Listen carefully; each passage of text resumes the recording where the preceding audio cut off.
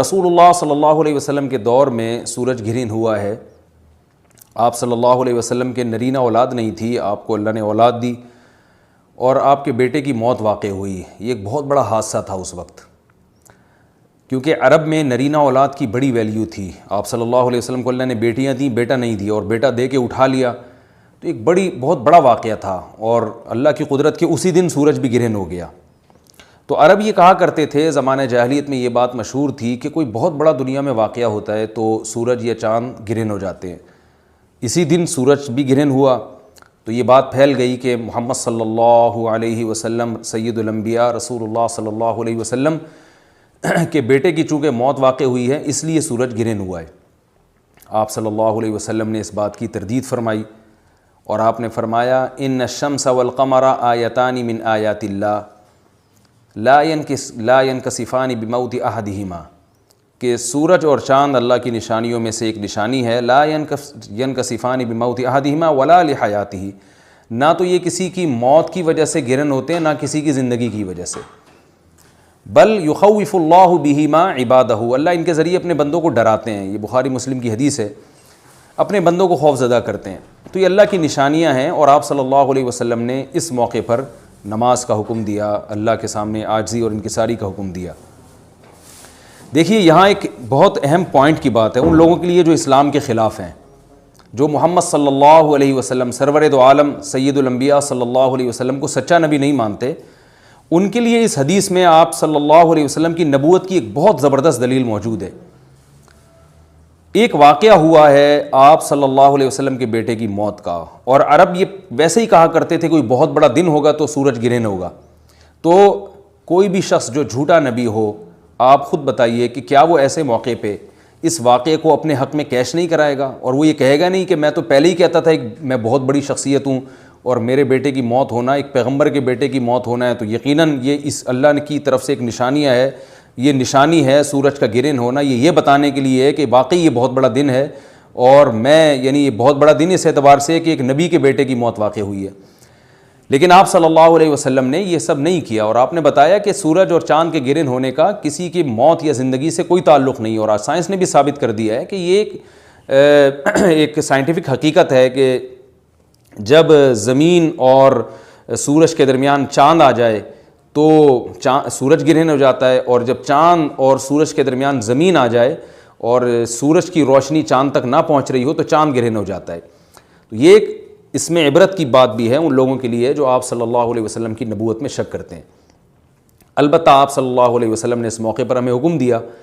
کہ اللہ سے تضرع اور عاجزی اور انکساری کی جائے، اپنے گناہوں کی معافی مانگی جائے، اور نماز آپ صلی اللہ علیہ وسلم نے پڑھی۔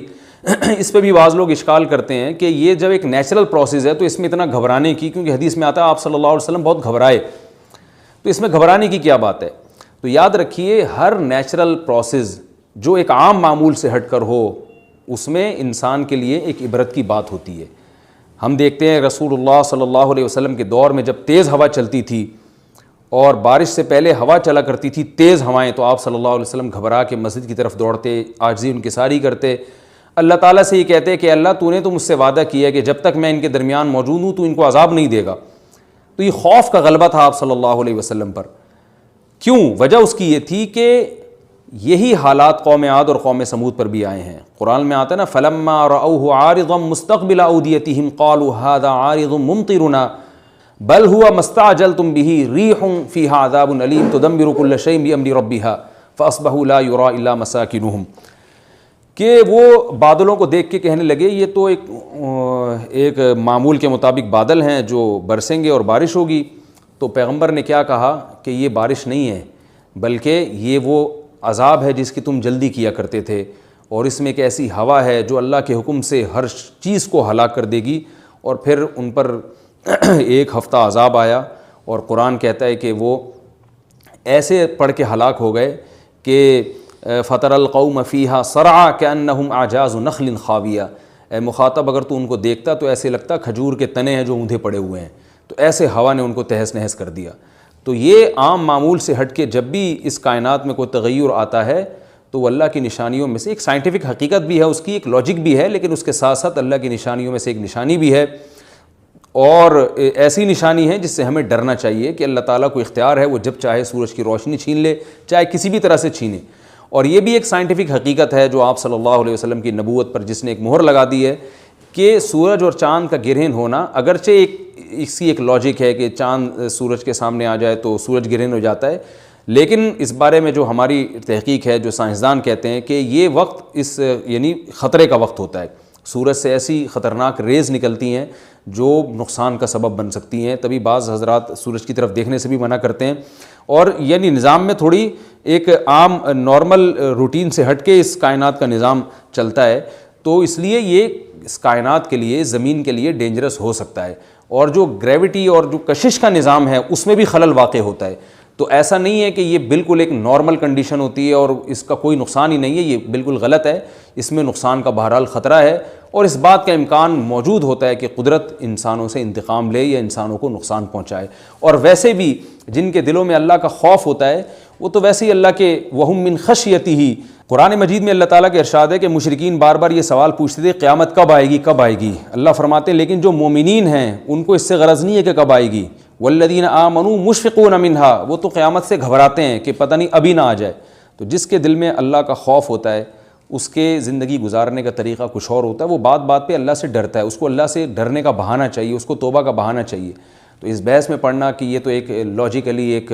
سورج کی روشنی غائب ہو جائے گی، وہ ٹھیک ہے، یہ سائنسدانوں کا شعبہ ہے کہ کیوں غائب ہو رہی ہے، ماہرین فلکیات کا شعبہ ہے، لیکن اہل ایمان کا جو کام ہے اس موقع پر، ان کا جو وظیفہ ہے وہ یہ کہیں کہ اللہ کی نشانیوں میں سے ایک نشانی ہے، اللہ اپنی قدرت دنیا میں دکھاتا ہے کہ میں یہ بھی کر سکتا ہوں چاہے کسی بھی طریقے سے کروں، تو ہمیں اس موقع پر بہرحال اللہ کے سامنے جھکنا چاہیے، اپنے گناہوں سے معافی مانگنی چاہیے، اور وہی عمل کرنا چاہیے جو رسول اللہ صلی اللہ علیہ وسلم نے ہمیں بتایا ہے۔ اور اس بارے میں جو توہمات پھیلے ہوئے ہیں اس سے بھی ہمیں اجتناب کرنا چاہیے، جیسے نبی صلی اللہ علیہ وسلم نے عربوں کے وہم کو دور کیا ہے، بھائی اس کا کسی کی موت اور زندگی سے کوئی تعلق نہیں ہے، تو اسی طرح آج کل لوگوں میں ایک سورج اور چاند گرہن ہونے کے بارے میں وہم بھی بہت ہے کہ پتہ نہیں کیا ہو جائے گا، حاملہ عورتیں نہ نکلیں، فلانا نہ کرے اور فلانا خربوزہ نہ کھائے، اس موقع پر کسی نے تربوز کھا لیا تو یہ ہو جائے گا، الٹی باتیں پتہ نہیں کیا کیا مشہور ہیں، یہ خربوزے تربوز کی تو میں ویسے ہی مثال دے رہا ہوں۔ تو کوئی بھی چیز جب کہنی ہو تو پوری طرح سے اس کی ریسرچ کریں۔ مجھے نہیں پتا حاملہ عورت کو فائدہ ہوتا ہے نقصان ہوتا ہے سورج گرہن ہونے سے، لیکن اگر نقصان بھی ہوتا ہے تو اس کی کوئی مستند دلیل ہونی چاہیے آپ کے پاس، ایسے ہی سنی باتیں آگے نقل نہ کریں۔ تو بہرحال ہمیں جو کرنے کا کام ہے، جو رسول اللہ صلی اللہ علیہ وسلم نے بتایا ہے، وہ کام بخاری اور مسلم کی حدیث کے مطابق نماز ہے، انفرادی بھی ہے، جماعت سے بھی ہے، مستحب یہ ہے کہ جماعت سے نماز پڑھی جائے مسجد میں یا کسی بھی میدان میں، اور 2 رکعتیں امام پڑھائیں گے اور اس میں سرن تلاوت بھی کر سکتے ہیں، جہری تلاوت بھی کر سکتے ہیں، دونوں رائے ہیں علماء کی۔ آج کل جہری کو اس لیے ترجیح دی جاتی ہے کہ صلاۃ کسوف میں جو رسول اللہ صلی اللہ علیہ وسلم کی سنت ہے وہ لمبی نماز ہے، تو لمبی نماز پڑھیں گے تو اگر آپ آہستہ آواز سے پڑھیں گے تو لوگوں کو تھکاوٹ کا احساس زیادہ ہوتا ہے، جہری پڑھیں گے تو تھکاوٹ کا احساس کم ہوتا ہے، تو اس لیے دونوں قولوں پہ فتویٰ دیا جاتا ہے۔ وہ ایک قول راجح ہے اور ایک میں آسانی ہے، تو آسانی اس قول میں ہے کہ جہری تلاوت کی جائے، اس میں لوگوں کو نماز میں کھڑا رہنا آسان ہوتا ہے، تو لمبی سے لمبی نماز پڑھی جائے، اس میں 2 رکعتیں پڑھی جائیں اور خوب طول دیا جائے اس کو، اور اتنا طول دینا کہ لوگوں کا خطرہ ہو کہ نماز ہی چھوڑ کے بھاگ جائیں گے، یہ بہرحال درست نہیں ہے، کیونکہ آپ صلی اللہ علیہ وسلم نے امام کو مقتدیوں کی رعایت کا حکم دیا ہے۔ اور کوئی جماعت سے نماز میں شریک نہیں ہو سکتا تو گھر میں نماز پڑھیں، انفرادی نماز پڑھیں، نماز نہیں پڑھ سکتے تو توبہ استغفار کریں۔ بہرحال یہ وقت جو ہے توبہ استغفار کا ہے، اپنے گناہوں سے معافی مانگنے کا ہے۔ اللہ تعالی ہم سب کو عمل کی توفیق عطا فرمائے، وما علینا الا البلاغ۔